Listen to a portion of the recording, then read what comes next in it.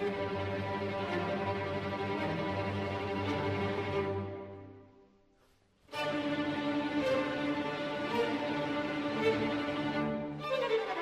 and welcome back to the series. You're watching episode 5, the episode that made me question my abilities as a CEO of the Blunt Space Corporation. You might have noticed Bill standing on the surface of Duna, with the shuttle sliding away from him, while Jeb and Bob are in the cockpit. Yeah, I messed up on this one. This is by far the hardest challenge I've faced since starting this series. So how did I get myself into this situation? Well, sit back, grab a snack, and let me take you through how this mission taught me why patience is the ultimate key when it comes to Kerbal Space Program. This is Houston. Say again, please. Houston, we have a problem. So the story begins after our successful mission to Minmus, where we proudly planted our brand new flag. I was excited, thinking our next big mission would be Duna. I rushed over to mission control to get started, but then, instead of a grand mission to Duna, I got this. What? What the fuck?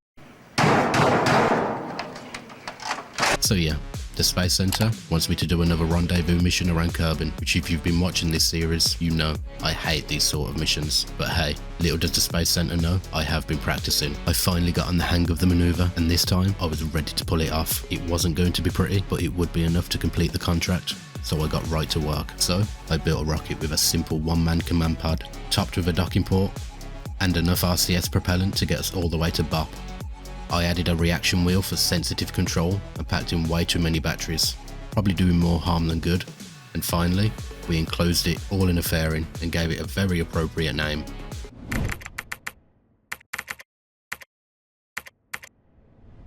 Of course, we had to send our most beloved Kerbonauts, Jeb, on this mission. Once we had the staging sorted, it was time to launch Jeb into orbit. The first launch was smooth sailing. All I needed was a stable enough orbit far from Kerbin to prevent any mistakes from sending Jeb hurling back into the planet in a fiery blaze of failure. Once I was happy with the orbit, it was time for the second ship. The only change this time? The name. Can you guess what I called it?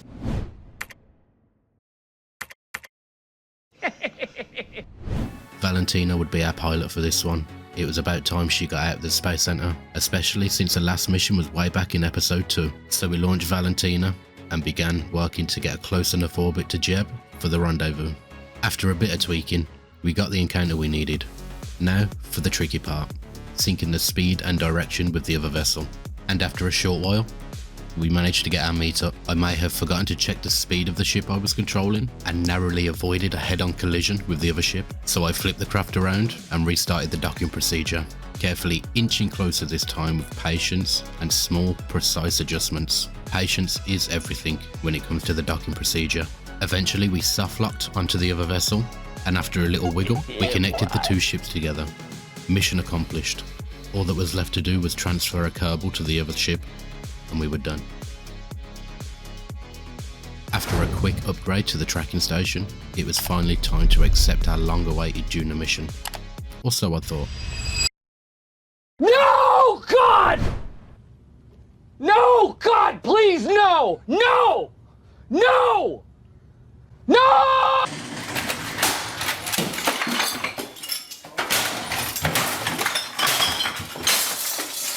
So for those of you new to Kerbal Space Program, Eve is like the final boss of this game, and Mission Control decided I'm ready for it. And spoiler alert, I am definitely not ready for it. Thankfully, the mission only requires a flyby of Eve, no landing required. Just get close, take a look, grab some science, and return safely to Kerbin. Sounds simple, right? Not exactly. So here's a bit more background on me. Before starting this series, I had about 200 hours in game. Those are rookie numbers. The only successful return missions I've done were to the moon and Minmus. Sure, I've landed on Duna once, but I've never made it back. As for the other moons and planets, I haven't even seen them. So every successful return mission done in this series from here on will be the first for me. But anyway, let's get back to the mission in hand. Given how much I love our Kerbals and don't want to lose them, I made the executive decision to send an unmanned probe for this mission, but that came with its own set of problems. To control the probe near Eve, we need a signal. That meant getting up a relay system around the sun to keep a connection as the probe travels through the Kerbal system. So the first task became launching the relay satellites into space, littering the vast, untouched vacuum of space with our tech. So the plan was to build a relay satellite and launch it multiple times around various orbits, starting with an equatorial and polar orbit around Kerbin. My hope was that these satellites would act as a relay network, bouncing signals from Kerbin to any future probes we send deep into space. The rocket itself was a simple design, nothing too flashy, but built for efficiency. It consisted of a relay antenna and a probe core, allowing us to control the vessel remotely from Kerbin without needing any Kerbonauts on board. For fine-tuning our positioning, we included RCS tanks and thrusters for those small but crucial adjustments. To manage any orbital changes, we added a small thruster and a modest fuel tank. And of course, we packed in plenty of batteries and solar panels, ensuring that the satellite wouldn't lose power somewhere down the line. This setup would allow our satellites to remain operational continuously, maintaining a stable relay network. Now all that was left to do was name our ship.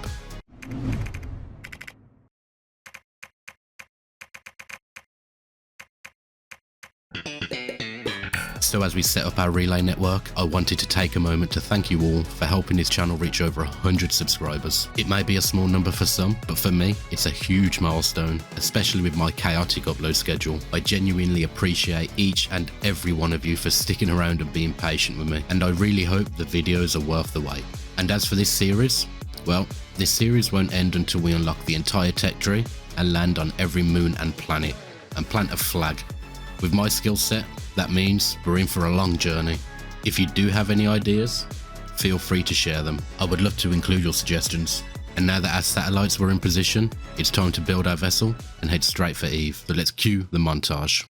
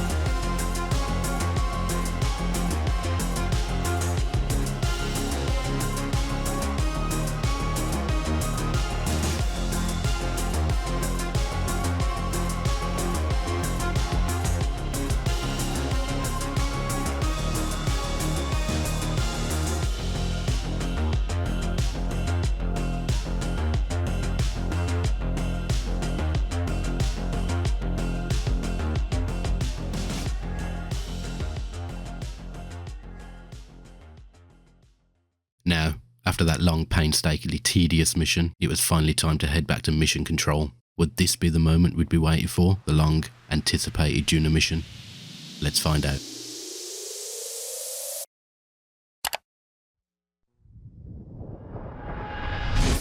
Yes! Hell yeah!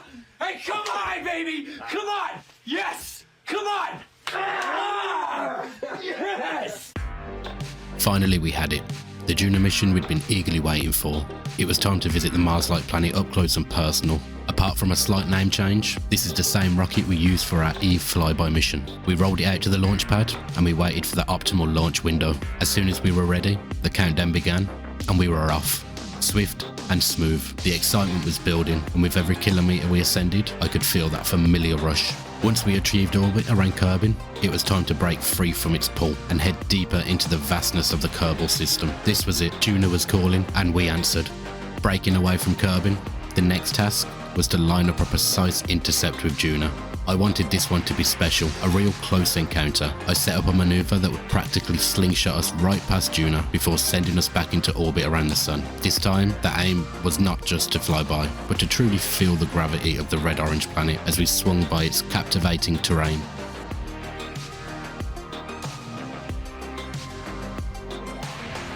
As we approached Duna, I couldn't help but admire the beauty of this world. The orange sands, the stark contrast against the darkness of space. It was breathtaking. For a brief moment, all the challenges faded away, replaced by awe at just how incredible this universe can be. Little did I know, of course, that Duna would present its own set of horrors further down the line, but for now, I was simply caught in its beauty.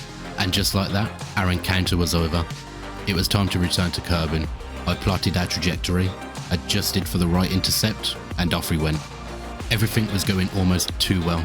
There was this feeling growing inside of me, like maybe I had finally figured it all out. Maybe I was improving as a space explorer. As we approached Kerbin and re-entered its gravitational embrace, a sense of accomplishment washed over me. We had done it, a successful flyby of Duna, safely returning home. With plenty of science points gathered along the way, it was a mission that reminded me of why I loved this game so much. And it left me thinking, maybe this whole unmanned probe thing wasn't so bad after all. Or maybe, just maybe, I didn't need it at all. So ladies and gentlemen, my ego truly got the best of me this time. After the success of our Eve mission and the triumphant return from Duna, I was swept away by the illusion that I could pull off a crewed mission to Duna. I was so confident, in fact, I went ahead and built an Apollo-style vessel, and we all know how terrible I am at rendezvous. Little did I realise that this was a recipe for disaster at the Blunt Space Corporation. The rocket stood tall on the launch pad, and I was brimming with confidence, certain that this mission would be yet another success. So we launched, leaving Valentina behind to watch from mission control as we ascended, embarking on what would feel like a lifetime.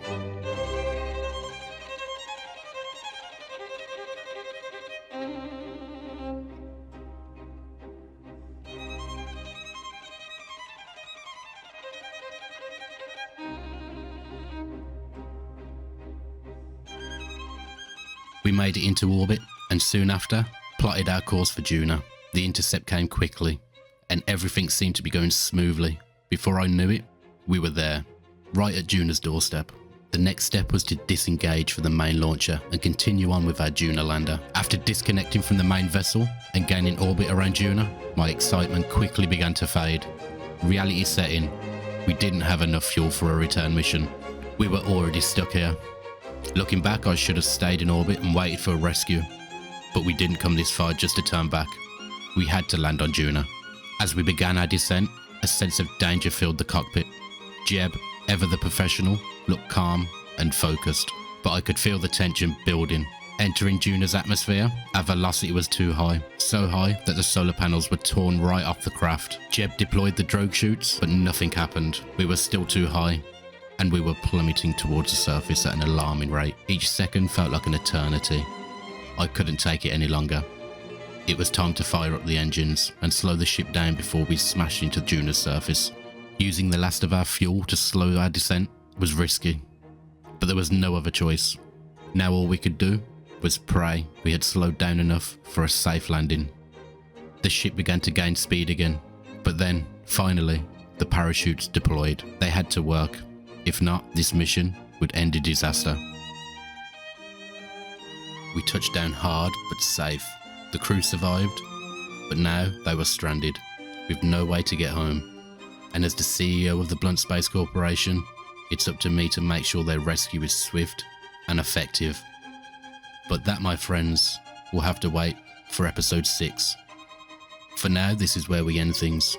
Join me next time as we attempt to save our brave Kerbonauts from their dire predicament on Duna. Thank you all for watching, and until next time, goodbye.